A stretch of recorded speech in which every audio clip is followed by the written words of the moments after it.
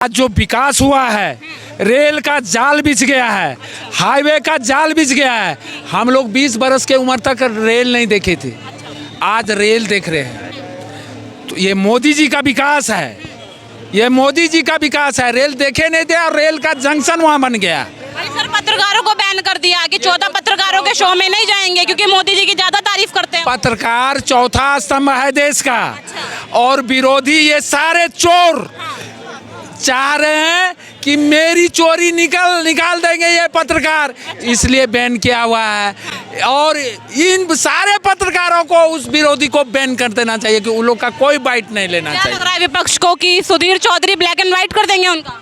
बिल्कुल बिल्कुल। सुधीर चौधरी से और अनीश देवगन से सबसे बेसी ईमानदार पत्रकार कौन है?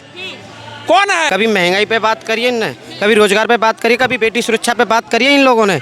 नहीं, एक चीज़ बताइए, जब आपने ये बात बोला था, जब पहलवान जब मेडल लेके आए थे, यही देश के प्रधानमंत्री बोलते थे एक हरियाणा की बेटी नहीं है, एक परिवार की बेटी है। और वही नरेंद्र मोदी जी, जब वह बेटियों के साथ में फ़ोटो खिंचवाया जाता है, उनके साथ में चाय पी जाती है और उन्हीं पर लाठीचार्ज कर दी जाती है।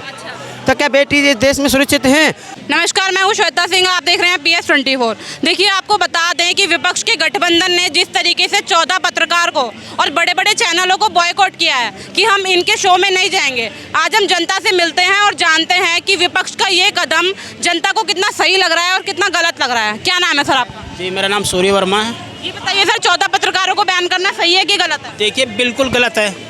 अगर कोई अगर सच्चाई दिखा रहा है, चाहे वो विपक्ष की सच्चाई दिखा रहा है, तो वो उनको बैन करना, उनको ये नहीं है कि भाई हम ये 14 पत्रकार बैन हुए हैं, तो अगर उनके कहने से 14 पत्रकार अगर बैन हुए हैं तो ये बिल्कुल गलत है। अच्छा, ठीक है जी। पार्टी है, पत्रकार का एक दायित्व होता है सच दिखाना। सर, विपक्षी गठबंधन ने ये कहा है कि हम इन 14 पत्रकारों के किसी भी शो में नहीं जाएंगे, ना अपना वक्तव्य देंगे। देखिए, वो ना जाए, पत्रकार हमेशा सच दिखाता है और वो 14 पत्रकार हैं, उन्होंने कुछ हद तक बिल्कुल सच ही दिखाया है। हाँ, विपक्ष को भी सच दिखाया है, माननीय मोदी जी को भी सच दिखाया है। जिस तरह से हमारे 9 साल से बेमिसाल कार्य हो रहे हैं, तो हमारे पत्रकारों ने बहुत सच दिखाया है। अब क्या चाहिए सर? विपक्ष क्या चाहता है कि उनकी सच्चाई ना दिखाई जाए, सिर्फ उनके अच्छे काम गिनाए जाए? ये विपक्ष अगर वो विपक्ष तो ये चाहता ना कि हमारी अच्छाई दिखाए। अगर वो अच्छा काम करेंगे तो अच्छाई भी दिखाएंगे। किस तरह से उन्होंने विपक्ष वालों ने देश का, मैडम कहता हूँ, देश का भट्ठा बैठाया हुआ है, देश के हालात खराब किए हुए हैं। माननीय मोदी जी ने 9 साल में जो कार्य किया है, पूरे विश्व के अंदर हमारा डंका बजा है और पूरा देश विश्व हमारे चरणों में, माननीय मोदी जी के चरणों में झुका है और देश का विकास हुआ है। मैडम, देश का विकास हुआ है इन 9 साल के अंदर। और माननीय, मैं कहता हूँ 2024 में पूर्ण बहुमत से भारतीय जनता पार्टी सरकार आ रही है और माननीय मोदी जी दोबारा प्रधानमंत्री बनने जा रहे हैं। क्या नाम है आपका? मेरा नाम शांतनु कुमार मिश्रा। 14 पत्रकारों को बैन करना सही है कि? झारखंड का रहने वाला, दुमका जिला का हूँ। निशिकांत दुबे वहाँ का MP है। आज जो विकास हुआ है, रेल का जाल बिछ गया है, हाईवे का जाल बिछ गया है। हम लोग 20 बरस के उम्र तक रेल नहीं देखे थे, आज रेल देख रहे हैं। तो ये मोदी जी का विकास है, ये मोदी जी का विकास है। रेल देखे नहीं थे और रेल का जंक्शन वहाँ बन गया। अरे सर, पत्रकारों को बैन कर दिया कि 14 पत्रकारों के शो में नहीं जाएंगे क्योंकि मोदी जी की ज्यादा तारीफ करते हैं। पत्रकार चौथा स्तंभ है देश का।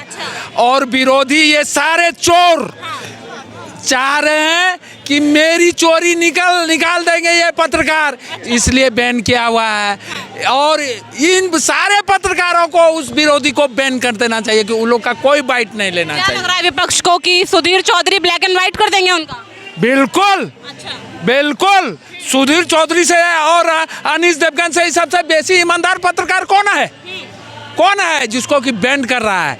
ये लोग चाह रहे हैं जो सनातन पर बोलेगा, उसको वैसे पत्रकार को चाह रहे हैं। अच्छा, जो सनातन पर उंगली उठाए। बिल्कुल। मानव सभ्यता जब से यहाँ है हिंदुस्तान में, उस समय से सनातन है और सनातन का अंत होने वाला नहीं है। और जब तक मानव सभ्यता रहेगा तब तक सनातन रहेगा। तो ये सब विरोधी जो मिल करके अपना वजूद बचाने के लिए एक में मिला हुआ है।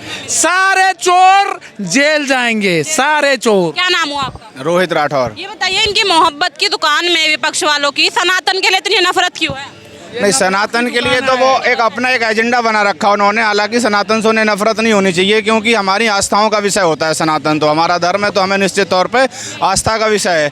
लेकिन कहीं ना कहीं कुछ लोग इसको डिस्टर्ब करने का काम कर रहे हैं। अभी हाल में ही एक ललितपुर की कवयित्री हैं अनामिका जैन अंबर, उन्होंने एक अपनी फ़ोटो पोस्ट किया है फेसबुक पर, और उन्होंने उस पर लिखा है कहाँ राजा भोज कहाँ गंगू तेली। मैंने राजा भोज के साथ तो फ़ोटो खिंचा ली है, लेकिन गंगू तेली के साथ नहीं खिंचाऊंगा।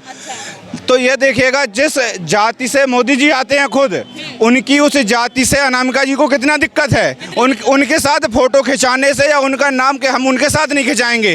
तो ऐसे हमारे प्रधान सेवक की बेइज्जती करना है, उस समाज की बेइज्जती करना है, कहाँ तक जायज़ है बताइए। अनामिका जी को ये करना चाहिए।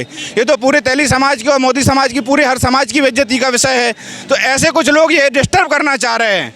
हालांकि इसमें राजनीति को घुसाया जाता है सामाजिक दौरों में और इसमें सनातन में, जबकि ऐसा होना नहीं चाहिए। सबको समानता से लेकर के चलना चाहिए और हमें अपने धर्म के वजूद को बचाए रखना चाहिए। 14 पत्रकारों को बैन किया है, आपके हिसाब से सही है कि गलत है कि हम इनके शो में नहीं जाएंगे विपक्ष वालों? ये तो गलत है भाई। पत्रकार अपनी बात को नहीं रखेंगे, आपके सच को सच नहीं बताएंगे, तो फिर कैसे काम होगा? तो कैसे पत्रकार चाहिए जो केवल इनकी तारीफ करे? वैसे पत्रकार सही है? ऐसे कैसे हो सकता है भाई? तारीफ करने वाले रखने हैं तो घर में रखो ना। लोकतंत्र में थोड़ी हो सकते हैं कोई एक विषय के आदमी। ना हम उन्हीं के चैनल में जाएंगे जो केवल हमारी तारीफ करते हैं। तो बिल्कुल जाएं भाई, वो तो अपने घर के चैनल बना लें, घर के लोगों के साथ बैठ के अपनी चर्चा करें, क्या दिक्कत है? अच्छा, खुद बना ले। खुद बनाए क्या करेंगे? जब भाई तुम देश के लोकतंत्र को इस तरीके से उसको कब्जे में लेना चाहोगे तो कौन तुम्हारा साथ देगा भाई? कौन देगा साथ? भाई अगर देश की जो मीडिया है वो सच को सच दिखाने का काम कर रही है, झूठ को झूठ दिखाने, या तो तुमने कुछ गलत किया है इसलिए तुम उसको छुपाना चाह रहे हो, इसलिए तुम उसका साथ नहीं देना चाह रहे हो।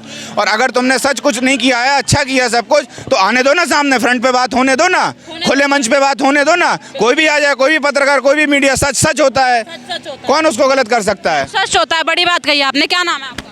मेरा नाम संजीव तोमर है जी। ये बताइए, मोहब्बत की दुकान वालों की दुकान में सनातन के लिए इतनी नफरत क्यों है? इन्होंने तो नया मुद्दा बना रखा है ना राजनीति के चक्कर में, और ये इनका काम ही है ये मुद्दा, नया मुद्दा ला के रखना। कभी महंगाई पे बात करिए इनने, कभी रोजगार पे बात करिए, कभी बेटी सुरक्षा पे बात करिए इन लोगों ने। नहीं, एक चीज़ बताइए, जब आपने ये बात बोला था, जब पहलवान जब मेडल लेके आए थे, यही देश के प्रधानमंत्री बोलते थे एक हरियाणा की बेटी नहीं है, एक परिवार की बेटी है। और वही नरेंद्र मोदी जी, जब वह बेटियों के साथ में फ़ोटो खिंचवाया जाता है, उनके साथ में चाय पी जाती है और उन्हीं पर लाठीचार्ज कर दी जाती है। तो क्या बेटी इस देश में सुरक्षित हैं?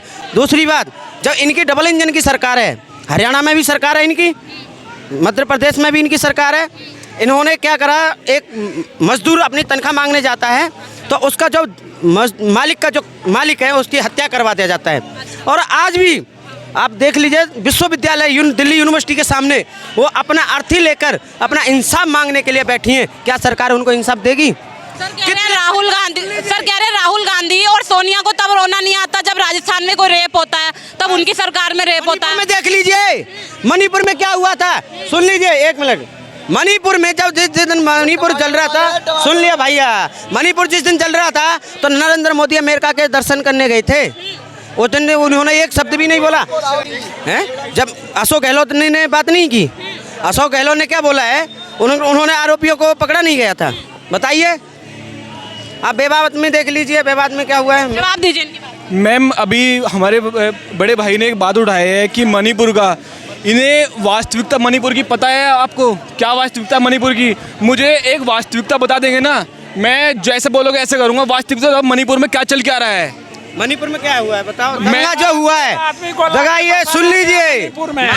म्यांमार से कांग्रेस के राज में आदमी को बसाया गया, अफीम की खेती और आरक्षण दिया गया।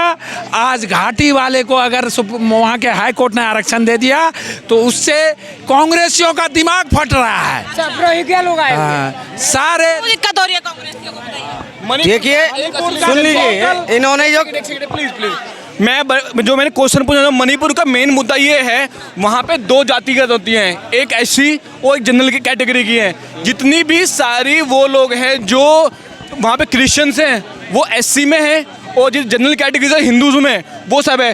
बीजेपी पार्टी कह रही है वहाँ का मणिपाल का डेवलपमेंट होने के लिए सबको एक कैटेगराइज में करना चाह रही है।